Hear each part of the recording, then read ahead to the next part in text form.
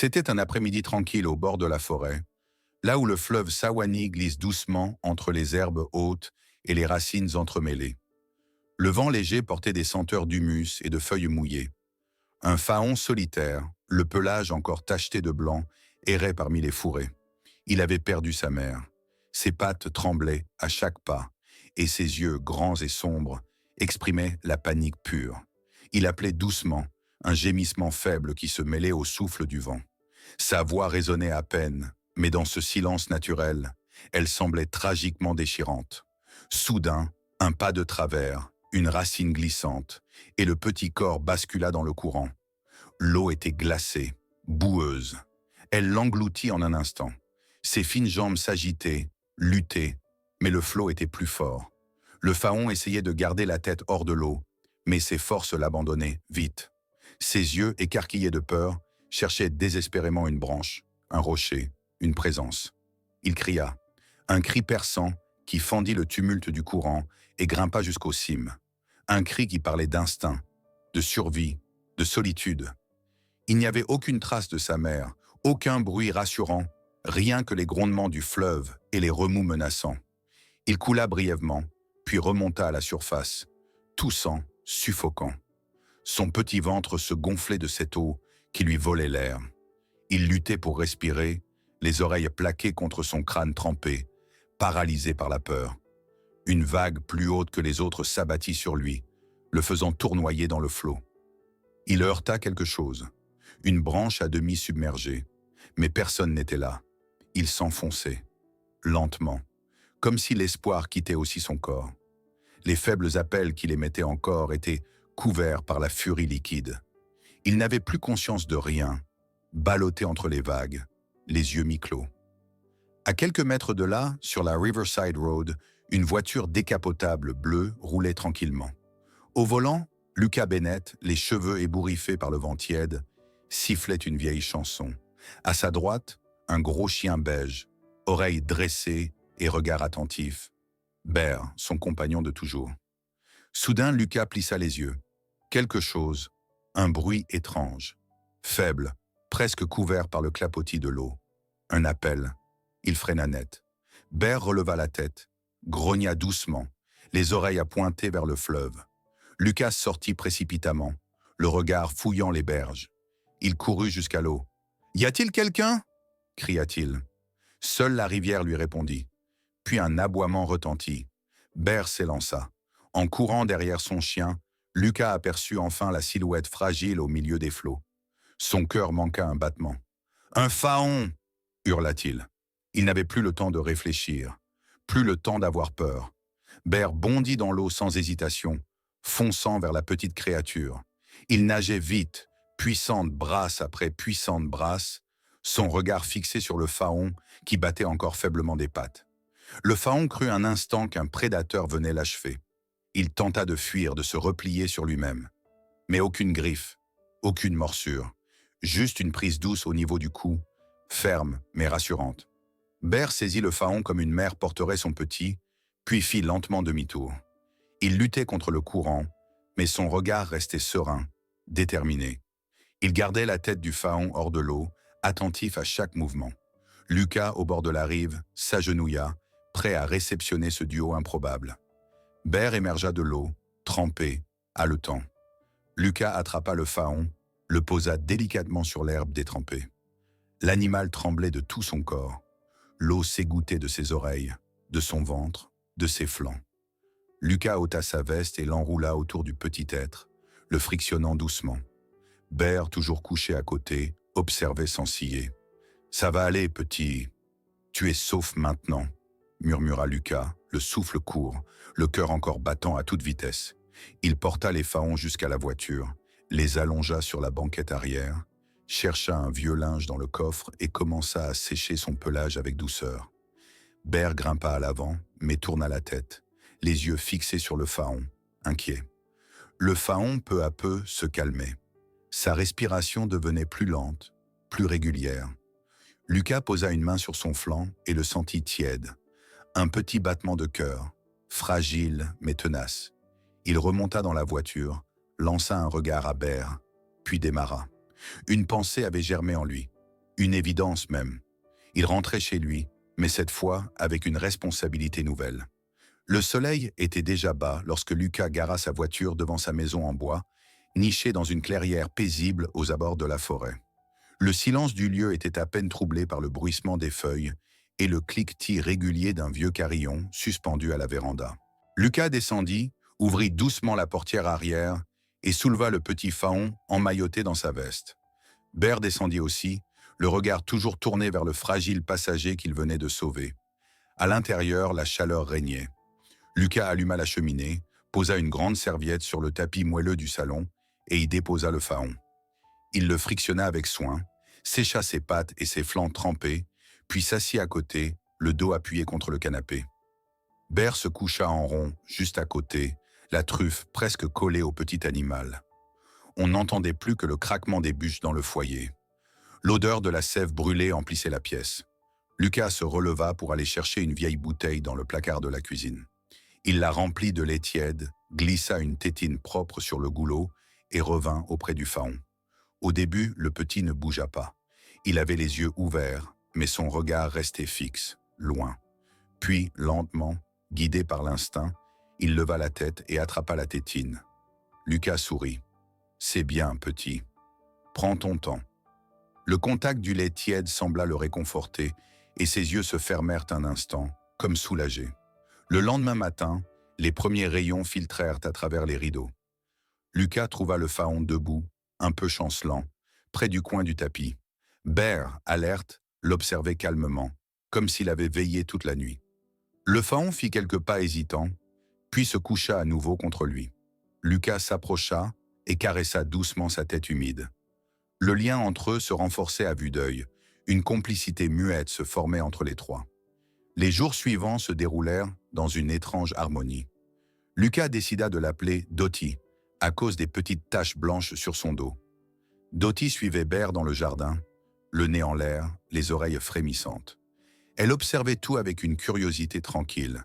Les papillons, le vent, les écureuils qui bondissaient entre les branches. Bert l'initiait à sa manière. Il flairait le sol, écoutait les bruits du bois, grattait la terre, et Dottie l'imitait maladroitement. Parfois, elle se mettait à courir sans raison, comme gré d'une joie soudaine. Chaque matin, Lucas les emmenait tous les deux marcher dans le petit parc forestier. Les habitants du village commençaient à reconnaître cette étrange petite troupe. Un homme barbu, un gros chien calme et un faon gracieux. Les enfants s'arrêtaient pour les regarder passer, les adultes souriaient. Certains prenaient même des photos, émerveillés par cette image de paix inattendue. Un jour, une vieille dame s'approcha pour dire « On dirait un conte vivant ». Lucas ne répondit que par un sourire discret. Les nuits, Dottie dormait roulée en boule dans une couverture près de la cheminée, et Bert à ses côtés, toujours fidèle. Lucas, assis dans son vieux fauteuil, les contemplait en silence. Il savait que ce bonheur serait temporaire. Il ne pouvait pas garder un faon sauvage pour toujours. Mais il n'osait encore penser à la séparation. Parfois, la nuit, il se demandait si Dottie se souvenait de sa mère ou si sa mémoire d'animal l'avait déjà effacée.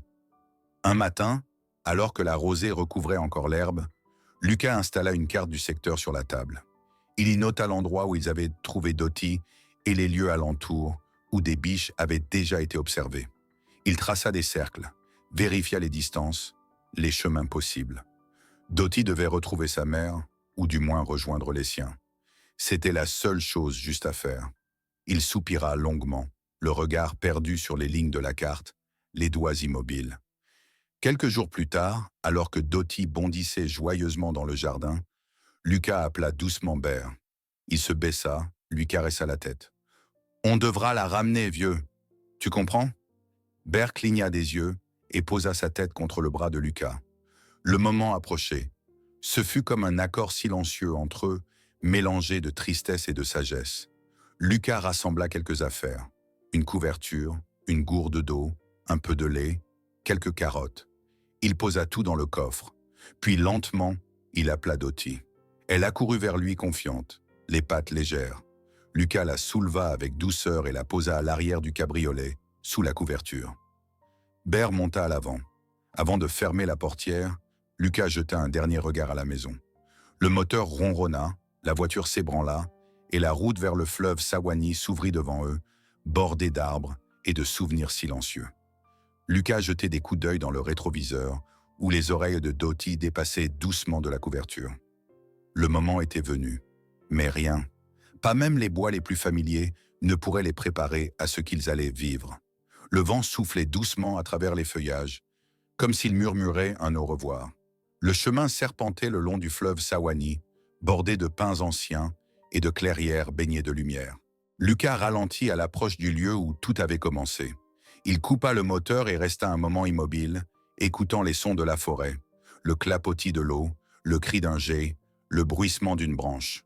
Bear sauta à terre, renifla l'air puis partit d'un pas sûr vers le rivage.